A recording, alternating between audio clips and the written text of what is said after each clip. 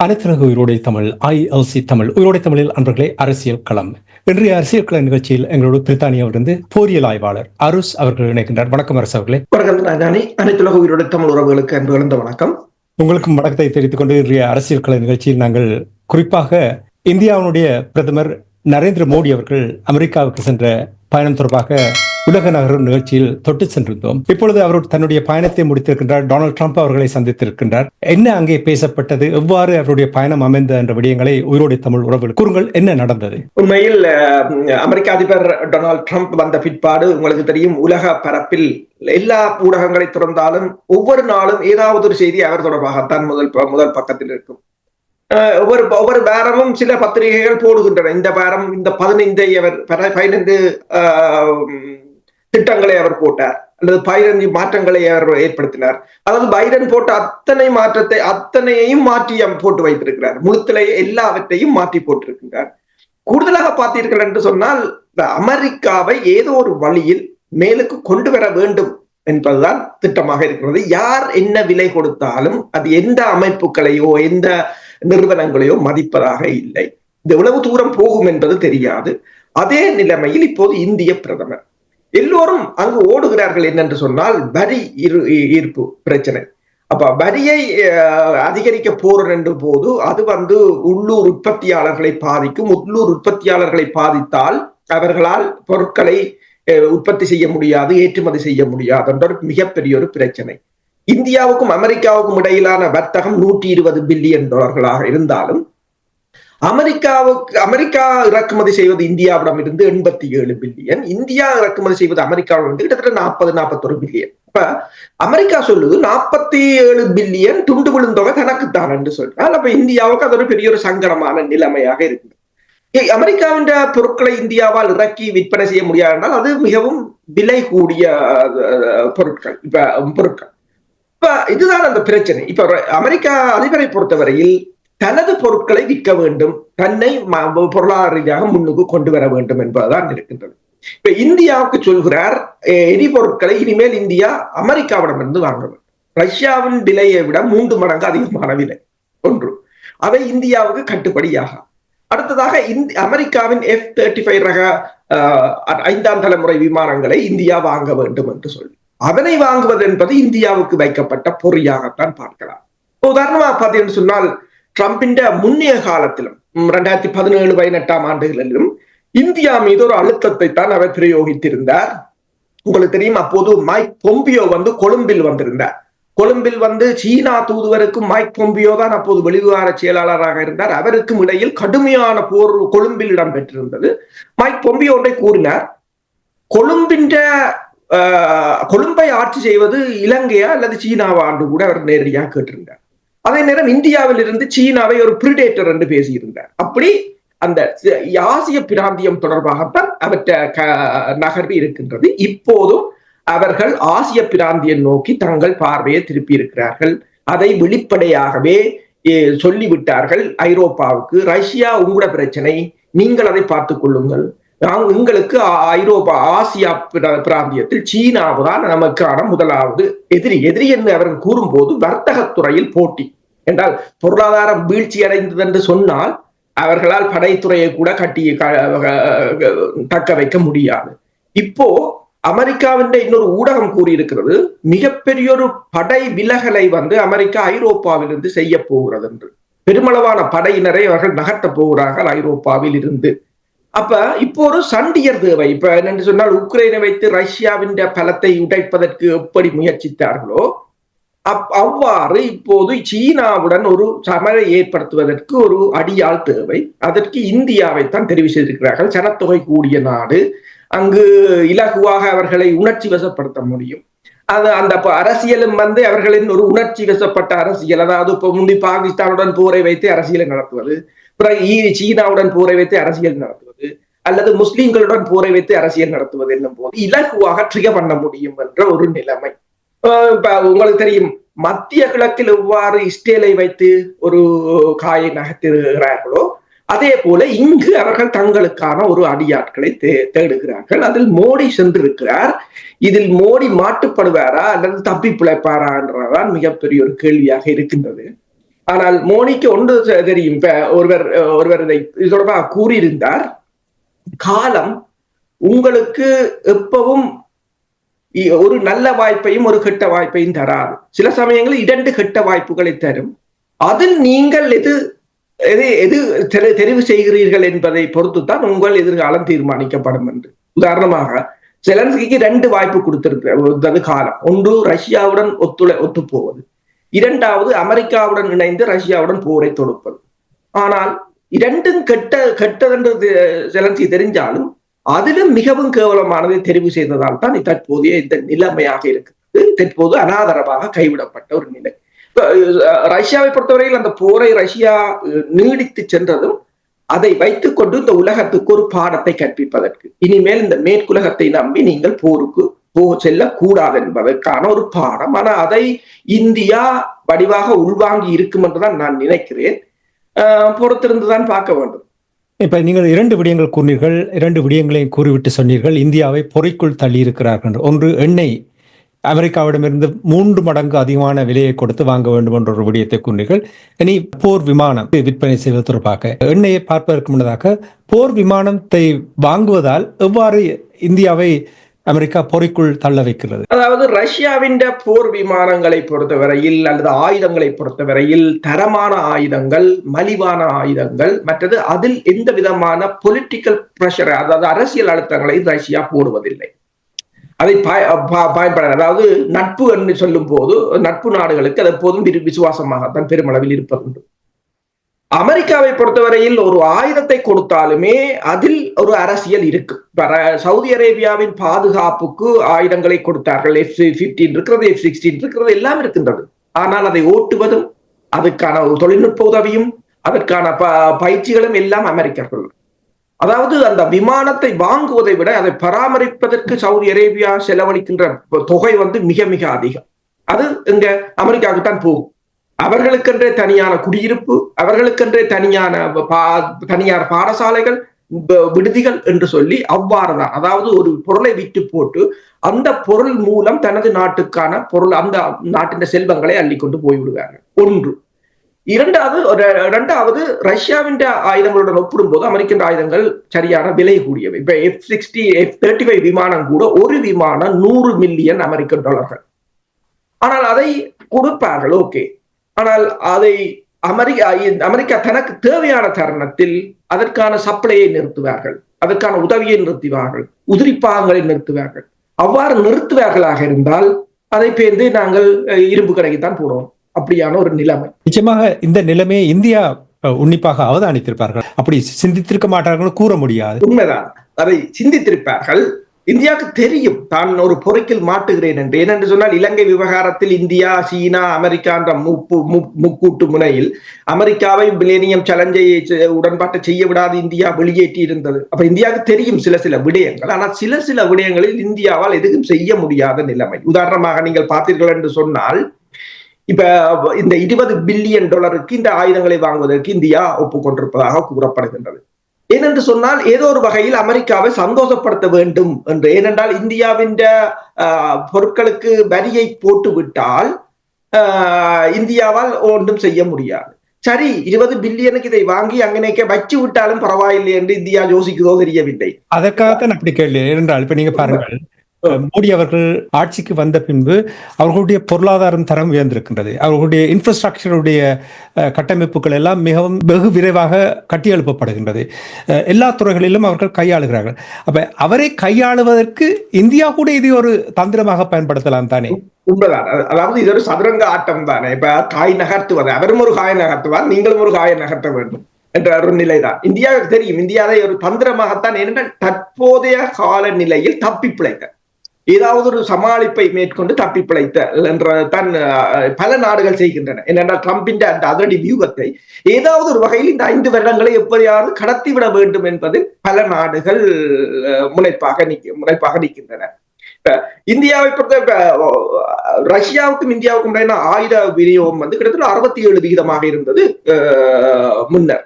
இப்போது கிட்டத்தட்ட 30-36% குறைந்திருக்கின்றது. ஏனென்றால் இந்தியா இப்போ இஸ்ரேலுடன் அல்லது அமெரிக்காவுடன் என்று சொல்லி இந்த மேற்குலக நாடுகளுடன் ஒரு பிணைப்பை ஏற்படுத்த அந்த ஆயுதங்களை வாங்குவதன் ஊடாக தனது சந்தை வாய்ப்பை மேற்கொள்வதற்கு முயன்று கொண்டு இருக்கின்றது. அப்ப இப்ப பாத்தீங்கன்னு சொன்னால் மோடி அமெரிக்காவில் இருந்து இறக்குமதி செய்கின்ற விஸ்கி கூட கிட்டத்தட்ட 50% வரி சலுகையை வழங்கி இருக்கிறார். அதே போல வியட்நாம் ஒன்றை கூறியிருக்கிறது, தாங்கள் அமெரிக்க பொருட்களுக்கு திறந்த பொருளாதாரத்தை கொடுப்பதாகவும் வரிகளை கடுமையாக தளர்த்துவதாகவும் கூறியிருக்கிறார்கள். இப்படி பல நாடுகள் இப்போ ஏதோ ஒரு வகையில் இந்த தற்போதைய ட்ரம்ப் அரசை சமாளிக்கும் ஒரு முயற்சியில் தான் இறங்கி இருக்கின்றன. அதே ஒரு முயற்சியாகத்தான் இந்த மோடியின் பயணத்தையும் பார்க்கலாம். சரி, இப்ப நீங்கள் கூறினீர்கள் போர் விமானத்தை வாங்கி ஒரு மூலையில் வைத்து விடலாம், 200 பில்லியன் போனால் பரவாயில்லை, திருப்திப்படுத்தலாம் என்று சொன்னீர்கள்.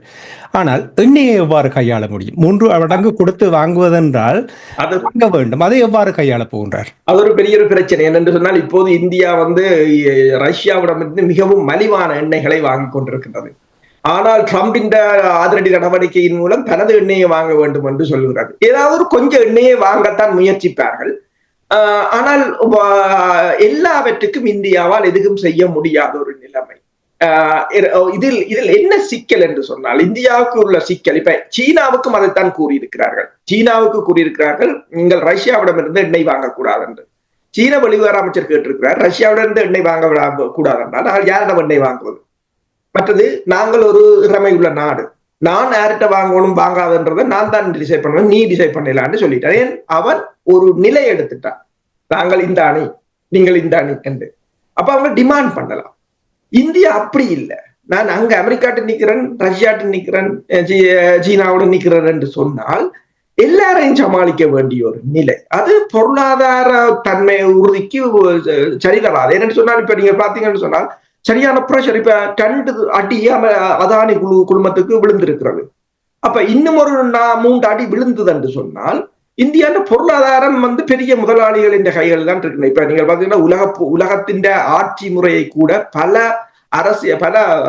பொருளாதார நிபுணர்கள், பல வர்த்தகர்கள் தான் கையில் எடுத்து வைத்திருக்கிறார்கள். அமெரிக்காவை பொறுத்தவரையில் இலோன் மஸ்க், இப்ப இந்தியாவை பொறுத்தவரையில் அதானி குழுமம், இவ்வாறுதான் நடைபெறுகிறது. அப்ப அந்த அதானி குழுமத்துக்கு விழுந்த அடி இந்தியாவோட பொருளாதாரத்துக்கு மிகப்பெரிய ஒரு பாதிப்பாகத்தான் இருக்கு. இவ்வாறான தொடர்ந்து அடி விழுமாக இருந்தால் இந்தியாவால் தப்பி பிழைக்க முடியாது. அப்ப இந்தியா ஏதாவது ஒரு வழியில் தற்போதைய நிலையை சமாளிக்க வேண்டிய ஒரு நிலையில் இருக்கின்றது. இப்ப பெங்களூர்ல இடம்பெற போகின்ற ஏஆர் ஷோ என்று சொல்ற அந்த தாக்குதல் விமானங்களின் கண்காட்சியிலும் கூட 2 தலைமுறை விமானங்களையும், அது 2 நாடுகளின் 5ஆம் தலைமுறை விமானங்களையும், ரஷ்யாவின் F-57ஐயும் அமெரிக்காவின் F-35ஐயும் அங்கு வைக்க போகிறார்கள் என்றும் கூறப்படுகிறது. இதை என்ன சொல்கிறார்கள் என்று சொன்னால் 2 நாட்டையும் சமாளிக்க போகிறார்கள். ஆனால் இவ்வளவு தூரம் இது சாத்தியப்படும் என்றதான் இங்க பிரச்சனை.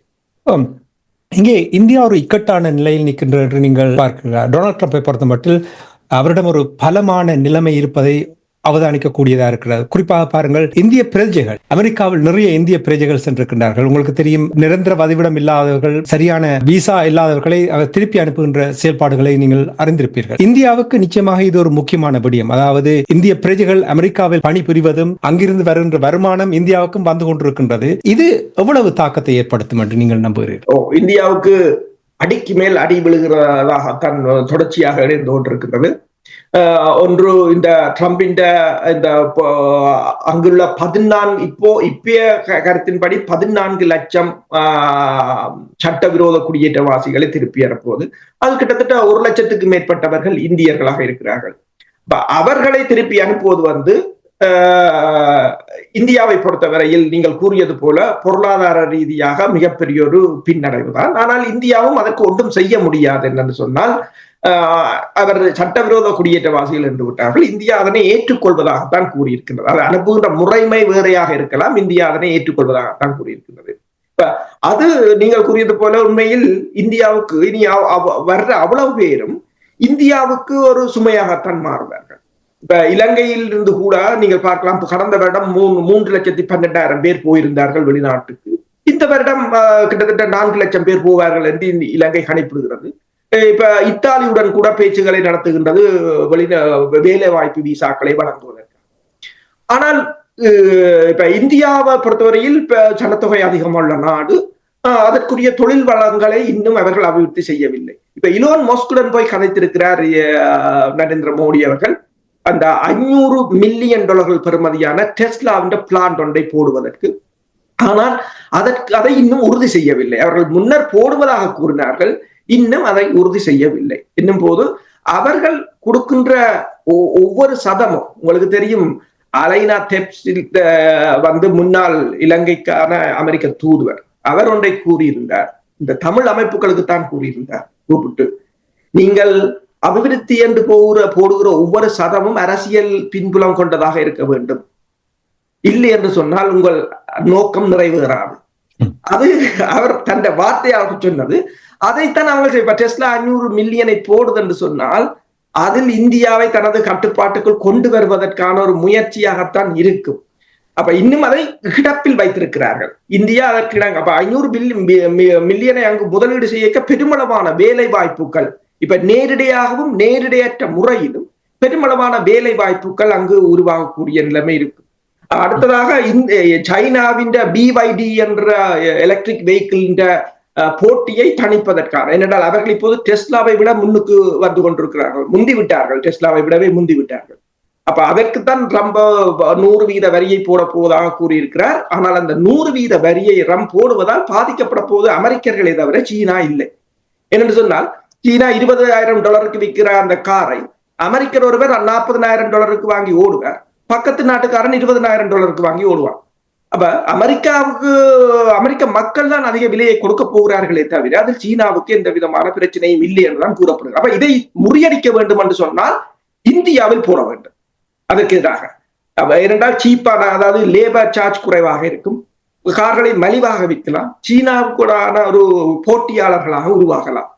ஆனால் அதை இந்தியா பெற்றுக்கொள்வதற்கு இந்தியா சில விட்டுக் கொடுப்புகளை அமெரிக்காவுக்கு செய்ய வேண்டும். ஆனால் கடந்த 8 ஆண்டுகளுக்கு நடந்த சம்பவங்களை எடுத்து பார்த்தால் பல நாடுகள் நிறைய பாடங்களை கற்றுக்கொண்டிருக்கிறார். இப்போ நீங்கள் கூறியது போல் அமெரிக்கா விட்ட பிழை அதை இந்தியா விடுமா என்று ஒரு பெரிய கேள்விக்குறி. என்றால் இதெல்லாம் கற்றுக்கொண்ட பாடங்கள். உங்களுக்கு தெரியும், டொனால்ட் ட்ரம்ப் 1-0 முதல் தடவை ஆட்சிக்கு வந்த பொழுது அமெரிக்காவுக்கும் இந்தியாவுக்கும் இடையே இருந்த உறவு, மோடி அவர்களும் டொனால்ட் ட்ரம்ப் அவர்களுடைய அவர்கள் எவ்வாறு கட்டி அணைத்து அவர்களுக்கு இந்த உடல் மொழியை நீங்கள் பார்த்தீர்கள் என்றால் ஏதோ சகோதரர்கள் போல் அவர்களுடைய நிலைமை இருந்தது. இப்போ டொனால்ட் ட்ரம்ப் 2.0 வந்த பின்பு இவ்வாறான நிலைமை, இவ்வாறு மாற்றம் வந்ததுக்கு என்ன காரணம்? உண்மைதான். ஏன் அவர் அவ்வாறு செய்தார் என்று சொன்னால், அப்போதும் அவர் சீனாவை தான் குறிவைத்தது. அவைகளுக்கு டொனால்ட் ட்ரம்பை பொறுத்தவரையில் அப்போதும் அமெரிக்காவுக்கு ஒன்று தெரிகிறது, பொருளாதார ரீதியாக தாங்கள் பின்னுக்கு. ஏனென்றால் இப்போது எல்லோரும் படிக்கிறார்கள், எல்லோரும் பொருளாதாரத்தை கற்றுக்கொள்கிறார்கள், கல்வி அறிவு கூட, தொழில்நுட்பம் கூட. உங்களுக்கு தெரியும், அதாவது இவர்கள் பல $100 பில்லியன் செய்த AI அவன் $5 மில்லியன் செய்து விட்டு போயிட்டான். சும்மா ஒரு தமிழ் வர்த்தகரே நாளைக்கு ஒரு AI உருவாக்கலாம் $5 மில்லியன் என்றால். சாதாரண ஒரு வர்த்தகரே உருவாக்கி போட்டு போகலாம். 4 பேரை சீனாவில் இருந்து ஹயர் பண்ணினால் 4 சயின்டிஸ்டை எந்த நாடும் உருவாக்கி போட்டு போகலாம். இவன் மாலதீவு கூட இலகுவாக உருவாக்கி போட்டு போகலாம் என்னும் போது அந்த AI தொழில்நுட்பத்தில் அமெரிக்கா வைத்திருந்த கனவு தகர்ந்து விழுந்து விட்டது. அதுதான் அந்த மிகப்பெரிய ஒரு சிக்கல். அப்பவே ட்ரம்புக்கு தெரியும், சீனாவின் தொழில்நுட்ப வளர்ச்சி, பொருளாதார வளர்ச்சி, உற்பத்தி துறை என்பதை நாங்கள் போட்டி போட முடியாது என்று அவர் யோசித்து விட்டார். இப்ப அமெரிக்காவுக்கும் ஐரோப்பிய ஒன்றியத்துக்கும் இடையிலான முருகன் நிலை அதிகரிக்கின்ற இந்த சமயத்தில் சீனா ஒன்றை என்னென்று கூறியிருக்கிறது என்றால், நான் ஐரோப்பாவுடன் ஒத்துழைப்பதற்கு தயார் என்று கூறிவிட்டது. சீனா தனது சந்தை வாய்ப்புகளை அங்கு தேடப் போகிறது. அடுத்தது US8 அமெரிக்கா நிறுத்தியது. பல நாடுகளுக்கான உதவிகளை நிறுத்தும் போது அந்த இடத்தை சீனா கைப்பற்ற தயாராக இருப்பது போலதான் தெரிகிறது. இது 2 பக்கமும் காய் நகர்த்தல். அதாவது அவர் செய்கிறதை வைத்துக் கொண்டு அவரின் செயலை தனக்கு சார்பாக எவ்வாறு மாற்றுவது, அதிலிருந்து எவ்வாறு தப்பி பிழைப்பது. இப்ப நீங்கள் கூறியது போல உண்மை, இந்தியாவுடன் ட்ரம்ப் நெருக்கமாக இருப்பது உண்மை. நீங்கள் இந்த 2 சந்திப்புகளை பார்க்கலாம். ஒன்று, இஸ்ரேலிய பிரதமர் பெஞ்சமின் நெத்தனியாகு போன போது அவர் ஒரு ஃபைலை சைன் பண்ணுவதற்கு உட்கார்ந்த போது ட்ரம்ப் பின்னுக்கு நின்று அவருக்கு கதிரையை இழுத்து விட்டு அவரை இருக்க பண்ணி அவருக்கு பின் கதிரையில் பிடித்துக் கொண்டு நிற்கிறார், ஒரு பியோன் போல. அதே போலதான் நரேந்திர மோடி போன போதும் அவருக்கு கதிரையை இழுத்து விட்டு அவர் இருக்க பண்ணி விட்டு அவற்றை கதிரை பின்னில் பிடித்துக் கொண்டு நிற்கிறார். அப்பதான் யோசிச்சு 2 பலியாடுகள் சிக்கிவிட்டன. ஒன்று, நிறைய இஸ்ரேலை பொறுத்தவரை நீங்க பார்க்கலாம், இஸ்ரேலிய மக்கள் உண்மையில் அவர்களை பார்த்தால் ஒரு பலத்தில் பரிதாபமா இருக்கும். என்றால் அவர்கள் சுதந்திரம் பெற்ற நாளிலிருந்து நிம்மதியாக இருந்ததில்லை, எப்போதும் போருக்குள் தான். யாருக்காக போர் செய்கிறார்கள்? அமெரிக்கா இந்த வளைகுடா நாடுகளை எண்ணெய்க்காக தனது கட்டுப்பாட்டில் வைத்திருக்கிற அடியாட்கள் தான் இஸ்ரேலியர்கள். அதை அவர்கள் உணர்வதாக இல்லை. அப்ப அதே ஒரு அடியாட்களாக இப்போது இந்தியாவை உருமாற்றப் போகிறார்கள். இந்தியா அதற்கு மறுப்பு தெரிவிக்குமாக இருந்தால் கடுமையான அழுத்தங்கள் கொண்டு வரப்படும். அதான் இந்த சிக்கல். ஆனால் இப்ப இந்தியாவுடைய நிலைமையை நீங்கள் எடுத்து பார்த்தீர்கள் என்றால் அவர்கள் ஒரு தரமான பலமான நிலையில் இருக்கிறார்கள். நான் அதான் சமீபத்தில் அன்பரிடம் கேட்டிருந்தேன். இப்ப உங்களுக்கு தெரியும், மைக்ரோசாஃப்ட் அஜூர் என்று கிளவுட் டெக்னாலஜி கொடுக்கிறார்கள். அதனால் நிறைய வருமானம் அவர்களுக்கு வருகின்றது. அமேசான் இருக்கின்றது, AWS அவர்கள் எடுக்கின்ற வருமானம் இருக்கின்றது. இனி கூகுள் GCP என்று அவர்கள் வழங்குகின்ற சேவை. இந்தியா இவ்வளவு பெரிய ஒரு பொருளாதார வளர்ச்சி கொண்ட நாடு, பலம் இருக்கின்றது, திறமை இருக்கின்றது, அறிவு அங்கே இருக்கிறது. ஏன் இவர்களால் அவ்வாறு ஒரு இன்ஃப்ராஸ்ட்ரக்சர் as a சர்வீஸ், அந்த சேவை கண்ணனி சேவை வழங்கும் ஒரு சேவையை ஏன் இவர்கள் செய்ய, அந்த பகுதியில் குறிப்பாக ஆசிய பகுதியிலும் கூட அவர்களால் ஏன் செய்ய முடியவில்லை? இன்ஃப்ராஸ்ட்ரக்சரை கிரியேட் பண்ண வேண்டுமாக இருந்தால் அதை இயக்குவதற்கு டெக்னாலஜி, அந்த டெக்னாலஜியை அதனுடைய மூளை அங்கேதான் இருக்கிறது. ஏன் இவர்களால்? சீன நிபுணர் ஒரு கருத்தை கூறினார். ஒரு குரங்குகளிடம் 1000 ரூபாய் நோட்டையும் 10 வாழைப்பழத்தையும் அறிந்தால் குரங்கு 10 வாழைப்பழத்தை தான் எடுக்கும், 1000 ரூபாய் எடுக்காது. ஆனா குரங்குக்கு தெரியாத 1000 ரூபாயை வைத்து 10,000 வாழைப்பழம் வாங்கலாம். அதே போலதான் இப்ப இன்னொன்றையும் கூறினார்கள். மேற்குலகம் AI கண்டுபிடித்து விட்டது, சீனா டீப்சியை கண்டுபிடித்து விட்டது. இந்தியா என்ன செய்யும் என்றால் இந்த 2ஐயும் படிக்கிறதுக்கு 10,000 கோர்ஸை உருவாக்கும். அப்ப என்னென்றால் இவர்கள செக்டர் இவர்கள் ஒரு தொழிலதிபர்களை உருவாக்குவதாக இல்லை. அதுதான் அந்த பிரச்சனை. இப்ப வெளிநாடுகளுக்கு வருகிறார்கள். இப்ப நான் நீங்க பார்த்திருக்கிறேன், சீன மாணவர்கள் 2009ஆம் ஆண்டு நான் இம்பீரியல் காலேஜுக்கு போன போது வெற்றுமனமானவர்கள் சீன மாணவர்களா. ஆனால் படித்து விட்டு இஞ்சத்தை தொழில்நுட்பத்தை கற்றுக்கொண்டு தங்கள் நாட்டுக்கு போய்விடுகிறார்கள். அங்கு போய் சின்ன பிளாஸ்டிக் கம்பெனி, நட்டு கம்பெனி, எல்லாம் கேப்சூல் கம்பெனி என்று சொல்லி போட்டு அதை பேர்ந்து ஒரு பெரிய கம்பெனிக்கு கொடுத்து பெரிய கம்பெனிகளால வெளிநாட்டுக்கு ஏற்றுமதி செய்து என்று சொல்லி அவங்க அப்படி வரா. இந்தியர்கள் என்ன வருகிறார்கள், படிக்கிறார்கள், இங்கு ஒரு வேலையை பார்த்து விட்டு செட்டில் ஆகிடும். அதாவது தங்கள் வாழ்க்கைக்கு ஏற்ற அளவு சம்பளம் வந்ததுன்னா காணும், வாடகை கட்டி பில்லையும் கட்டி பிள்ளையும் படிப்பிச்சு கொண்டு படத்தையும் பார்த்துட்டு இருந்தா காணும். அப்ப அதுதான் அந்த மனநிலை. அது அப்ப அப்படியான மனநிலை இப்பதான் அது என்னன்னு சொன்னால், இப்ப பாருங்க, இப்ப இன்டர்நெட் நீங்கள் திடீரென்று எல்லா உலகத்துல இருக்கிற இன்டர்நெட் எல்லாத்தையும் டிஸ்கனெக்ட் பண்ணினாலும் சீனாவும் ரஷ்யாவும் இயங்கும். அவன் அதே சிஸ்டம் அவன் வச்சிருக்கிறான். ஆனால் இப்ப இந்தியா ரிசர்வ் பேங்க்ன்றது எங்க இலங்கையில சென்ட்ரல் பேங்க் மாதிரி. அது இந்த கிளவுட் சிஸ்டத்தை கூகுள் வச்சிருக்காங்க. அதுக்காகத்தான் கேட்டேன். இப்ப நீங்க பாருங்க, இந்த காரணத்துக்காகத்தான் கேட்டேன். ஒன்று, அவர்களுடைய அந்த நாட்டினுடைய பாதுகாப்பு, தங்களுடைய காலில் நிற்கக்கூடிய ஒரு நிலைமை. இப்ப நீங்க கூறியது போல் சீனாவில் அவர்கள் இப்ப பேஸ்புக் எங்கவர்கள் பாவிக்கின்ற பேஸ்புக் பாவிப்பதில் அங்கே விபோ ஒன்று நம்பர் அவர்கள் ஒன்று வைத்திருக்கிறார். நீங்க கூறியது போல் டிஸ்கனெக்ட் பண்ணினால், துண்டித்தால், நாடுகளோடு துண்டித்தால் தொடர்ச்சியாக அவர்கள் இயங்குவதற்கான அந்த இன்ஃப்ராஸ்ட்ரக்சரை அவர்கள் கிரியேட் பண்ணுவாங்க. அதனால தான் அந்த கேள்வியை கேட்டேன், ஏன் இந்தியாவால் இவ்வாறு செய்ய முடியவில்லை என்று. இப்ப பாருங்க, கூகுளை சொன்னீர்கள், கூகுளுடைய தலைவர் இந்தியர், அமேசானுடைய முக்கியமானவர்கள் அமேசானில் இருப்பவர்கள் இந்தியர்கள் இருக்கிறார்கள். மைக்ரோசாஃப்ட் தலைவர் இந்தியர். அப்படி எந்த பெரிய நிறுவனங்களை எடுத்து பார்த்தாலும் இந்தியாவுடைய மூளை தான் அங்கே இருக்கின்றது. இவர்களால் ஏன் அதை சிந்தித்து தங்களுடைய காலில் நிற்கக்கூடிய மற்றவர்களை தங்கி இருக்காமல் இருப்பதற்கு அவ்வாறு ஏன் சிந்திக்காமல் இருக்கிறார்கள்? உண்மைதான். என்று அவர்கள் அந்தந்த நாட்டுக்கு அவர்கள் இந்தியர்கள் என்று நீங்கள் தோற்றத்தை வைத்துத்தான் சொல்லலாம். ஆனால் அவர்கள் அமெரிக்கர். ரிஷி சுனாக் இங்கு இருந்தார், அவர் இந்தியர் என்று சொல்லலாமே தவிர, ஆனால் அவர் பிரித்தானியர். அவர் இந்தியாவுக்கு எந்த விதமான நன்மையை அவர் செய்ய போவது இல்லை. அவ்வாறுதான் அவர்கள் அந்தந்த நாட்டுக்கு விசுவாசமாக இருந்து விடுவார்கள். இப்போது டீப்சிக் வந்தது இந்தியாவுக்கு ஒரு பெரிய ஒரு தன்மான பிரச்சனை. என்றால் இதுவரை காலமும் இந்தியா சாப்ட்வேரிலோ அல்லது கலனித்துறையிலோ மிக மிக முக்கிய நாடு என்று கூறப்பட்டிருந்தது. ஆனால் டீப்சிக்கு ஒருவர் $5 மில்லியன் வெளியிட்டது வந்து பெரிய ஒரு மான பிரச்சனை. இப்போது இந்தியா சொல்லி இருக்கிறது இந்த வருட முடிவுக்கு தாங்களும் ஒரு ஏஐயை வெளியிடப் போவதாக கூறியிருக்கிறது. உண்மையில் சீனா ஒரு மிகப்பெரிய ஒரு போட்டிக்கான கதவை திறந்து விட்டிருக்கிறது. இவ்வாறு ஒவ்வொரு நாடுகளும் திறந்தால், ஒவ்வொரு நாடுகளும் இதனை அபிவிருத்தி செய்தால் மேற்குலகத்தின் தற்போதைய இந்த டொமினன்ஸ் வந்து வீழ்ச்சி அடையக்கூடிய ஒரு நிலையாகத்தான் இருக்கும். அப்ப இதுதான் ட்ரம்பின் பிரச்சனை. சைனாவை ஏன் அவர் மடக்க வேண்டும் என்பதில் மிக குறியாக இருக்கிறார். இப்ப நீங்கள் கூறியது போல இப்ப கிளவுட் சிஸ்டத்தில இருந்து இப்ப தங்களோட வங்கிகளை கூட அந்த அதுகள பணப்பரிமாற்ற கிளவுட் சிஸ்டத்தை தங்களுக்கு கொண்டு வருவதற்கு இந்தியா இப்போது பெருமளவான நிதியை செலவழிக்கின்றது. இது 2027ஆம் ஆண்டு அதை கொண்டு வருவதாக கூறுகிறார்கள். இப்ப கூடி சென்ட்ரல் பேங்கின் அந்த கிளவுட் சிஸ்டத்தை வைத்திருப்பதற்கு அமெரிக்காவுக்கு இந்தியா $2 பில்லியன் ஒவ்வொரு வருடமும் கட்டணமாக செலுத்துவது ஒரு விடயம். ஆனா நீங்கள் யாருக்கு கொடுக்குறீங்க, யாருக்கு வாங்குறீர்கள் என்ற எல்லா விவரம் அவங்கள்ட்ட இருக்கு. அதான் அடுத்த பிரச்சனை. இப்ப காசு கொடுக்கறது பெரிய பிரச்சனை இல்லை, உங்கள் ரகசியங்கள் எல்லாம் அவங்கள்ட்ட இருக்கும். அதனாலதான் அதானி குழுமத்தை கூட அவர்கள் என்ன செய்கிறார்கள், எப்படி போகிறது எல்லாவற்றையும் பார்த்து அவர்கள் ஒவ்வொரு இடத்தையும் செக் வைக்க வேண்டிய இடத்துல வைத்துக் கொண்டு போகிறார்கள். என்னும்போது இப்ப இந்தியாவுக்கு பல பிரச்சனைகள் இருக்கின்றன. இவற்றையெல்லாம் நிவர்த்தி செய்ய வேண்டிய ஒரு நிலை. ஆனால் இதற்கு அவர்கள் முதலில் ஒரு நிலை இடத்தில் இருக்க வேண்டும். நாங்கள் எந்த அணியுடன் இருக்கிறோம், யாருடன் எதை செய்ய போகிறோம் என்பதில் இருக்க வேண்டும். ஒன்றை கூறுவார்கள், இந்தியாவும் பாகிஸ்தானும் சுதந்திரம் அடைந்த போது நேருவுக்கு தனி விமானத்தை அமெரிக்கா அனுப்பி இருந்தது அங்க வர சொல்லி. அப்போது நேருவுக்கு 2 தெரிவுகள் இருந்தன. ரஷ்யாவுடன் இணைவதா, இந்தியாவுடன் இணைவதா, அமெரிக்காவுடன் இணைவதா.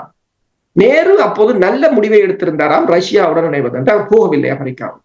பாகிஸ்தான் அமெரிக்காவுடன் இணைந்தது. இப்ப பாகிஸ்தான் நினைக்கிற நிலைமையை தெரியும் தானே எப்படி இருக்கு. அப்ப இப்படித்தான் போயிருப்பார்கள் அன்று அவர் எடுத்த முடிவு என்று கூறினார்கள்.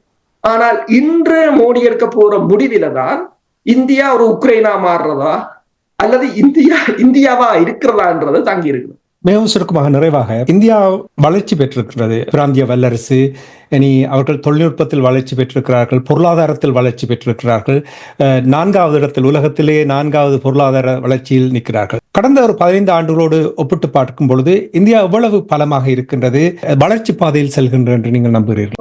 பொருளாதார வளர்ச்சி அநேகமான நாடுகளிடம் இருக்கின்றது. உண்மையில் இப்ப இந்தியாவின் பொருளாதாரம் 3 ட்ரில்லியனாக இருக்கும் என்று சொன்னால், இப்ப அமெரிக்காவின் 25-26 ட்ரில்லியன் டாலர்கள், சீனாவின் வந்து கிட்டத்தட்ட 18 ட்ரில்லியன் டாலர்கள். இப்ப 18 ட்ரில்லியன் டாலர்கள் பெரிய ட்ரில்லியன். இப்ப 25 ட்ரில்லியன் என்று சொன்னால் அது பெரிய 5% 10% வளர முடியாது. ஏனென்றால் ஏற்கனவே பெரிய தொகை. அப்ப அது ஒரு வீதம் 2% தான் அது வளரும், அல்லது 3% வளரும். இப்ப சிறிய பொருளாதாரங்கள் 10-15% வளரும் என்று சொன்னால் அதை எக்ஸ்பேண்ட் பண்ணக்கூடிய கெப்பாசிட்டி அதுக்கு இருக்கு. அப்ப அந்த வளர்ச்சியை நாங்கள் பெருமளவில் ஒப்பிட முடியாது. ஆனால் இந்தியா இப்ப 2030ஆம் ஆண்டு 10 ட்ரில்லியனை எட்டப் போவதாக கூறியிருக்கிறது. ஆனால் 10 ட்ரில்லியனை எட்டுவது என்பது உங்களுக்கு தெரியும், பிரித்தானியாவின் பொருளாதாரம் கூட இந்த முறை 1.5% வளரும் என்று சொல்லிட்டு இப்ப சொல்லியிருக்காங்க இல்ல 0.75% தான். ஏனென்றால் அந்த எக்ஸ்பென்சிவான, அதாவது ரஷ்யாவின் எரிபொருட்களில் இருந்து விலகியது, அடுத்ததாக எரிபொருள் விலையேற்றம் என்று பல காரணிகள் இருக்கின்றன. இப்ப இந்தியாவின் பொருளாதாரம் வந்து இப்ப இறுதியாக வளர்ந்தது வந்து ரஷ்யாவிடம் இருந்து மலிவு விலையில் வாங்கிய எண்ணெய்கள், அதனை ஐரோப்பாவுக்கு விற்றது என்று சொல்லி.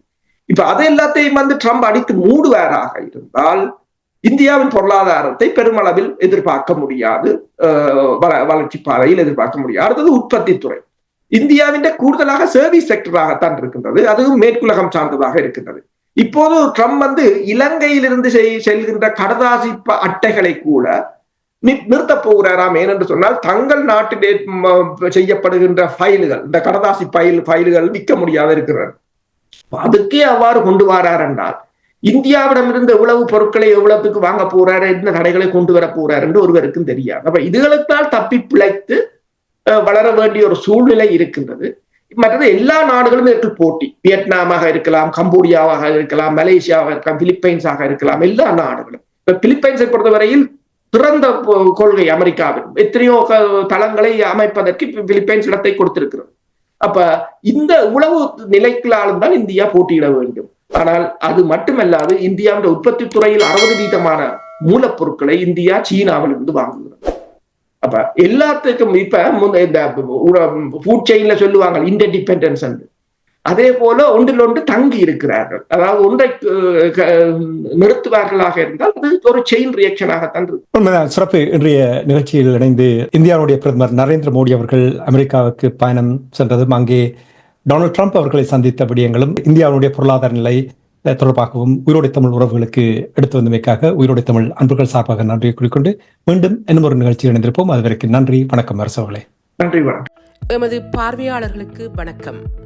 மக்களின் குரலாய் ஓங்கி ஒலிக்கும் இலக்கு மின்னிதழ் மற்றும் உயிரோடை தமிழ் வானொலி ஆகிய இவ்விரு ஊடகங்களும் உங்களைப் போன்ற எமது நேயர்கள் நண்பர்களின் ஆதரவிலேயே இயங்கி வருகின்றன. மிக குறைந்த வளங்களுடன் பல இடர்கள் மற்றும் தடைகளை தாண்டி பயணிக்கும் எமது ஊடகங்களின் பணிகள் மேலும் வளர உங்களால் முடிந்த நிதியுதவியை வழங்கி இன்னும் காத்திரமான செயற்பாடுகளை முன்னெடுக்க உதவுமாறு மிகவும் பணிவன்புடன் வேண்டி நிற்கின்றோம். உங்கள் பங்களிப்பு உங்களின் உரிமை குரலாய் ஓங்கி ஒலிக்கும். நன்றி.